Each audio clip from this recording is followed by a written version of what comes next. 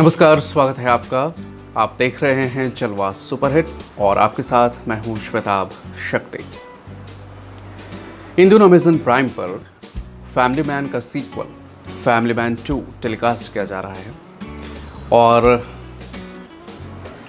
कैसी है family man 2 और क्यों इसे देखनी चाहिए, ये मैं आपको बताऊंगा। हालांकि अब तक बहुत सारे लोगों ने इस वेब सीरीज़ को देखा है। वेब सीरीज़ पिछले जो फैमिली मैन का ओरिजिनल सीरीज़ थी उसकी तुलना में फैमिली मैन 2 को बहुत अच्छे रिव्यूज़ मिले हैं। लोग इसकी बेहद तारीफ़ कर रहे हैं। क्या कुछ ख़ास है फैमिली मैन 2 में? दरअसल कहानी पूरी वही है, लेकिन फ़र्क ये है कि तिवारी जी नए टास्क पर हैं और भाभी जी घर पे हैं। भाभी जी घर पे हैं, तिवारी जी नए टास्क पे हैं, लेकिन फिर भी दोनों के बीच की जुगलबंदी नहीं बन पाई। ये कहानी का एक प्लॉट है जो पिछले फैमिली मैन की तरह है। दूसरा प्लॉट बच्चों का है जो अपने माता पिता की इस कश्मकश के बीच फंसे हुए हैं और कुछ न कुछ इंडिपेंडेंट हिस्ट्री का प्लेयर है। तीसरा प्लॉट नए टास्क का है। तिवारी जी अब कॉर्पोरेट में आ गए, मिनिमम मैन।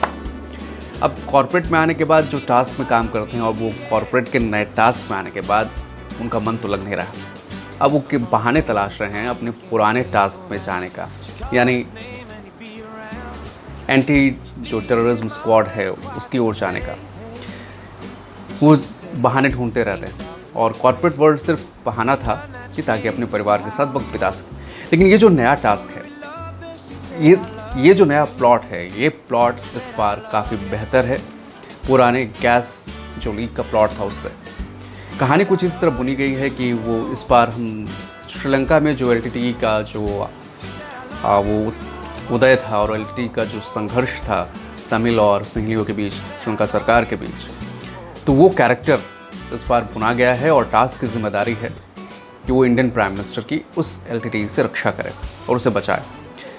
क्या अच्छा है इस बार फैमिली मैन 2 में? अच्छा है मनोज वाजपेयी का शानदार अभिनय, बेहद कसी हुई स्क्रिप्ट और स्क्रीन प्ले, अच्छी सिनेमेटोग्राफी और अंत तक जो कहानी का अंत जानने की जो जिज्ञासा है, जिस तरह उसका ताना बाना बुना गया है, वो आपको एकदम बांध के रखती है। और मनोज वाजपेयी के अलावा सामंथा किनेनी जो साउथ इंडियन एक्ट्रेस हैं, उनकी एंट्री फैमिली मैन में और उनका शानदार अभिनय, ये जो और बाकी जो पुराने स्टार कास्ट हैं उनको भी वो कैरेक्टर्स हैं वो इस शो में हैं, बीच बीच में आए हैं, उन्होंने अपने आप को दिखाया है।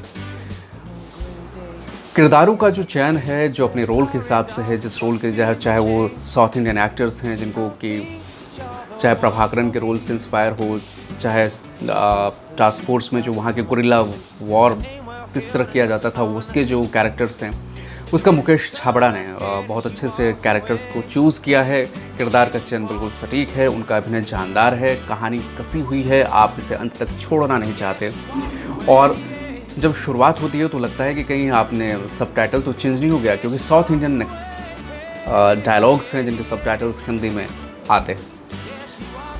तो प्लॉट, एक्टिंग, कैरेक्टर्स, नई स्क्रिप्ट और पिछली बार की तुलना में इस बार तिवारी जी और निखर कर आए हैं।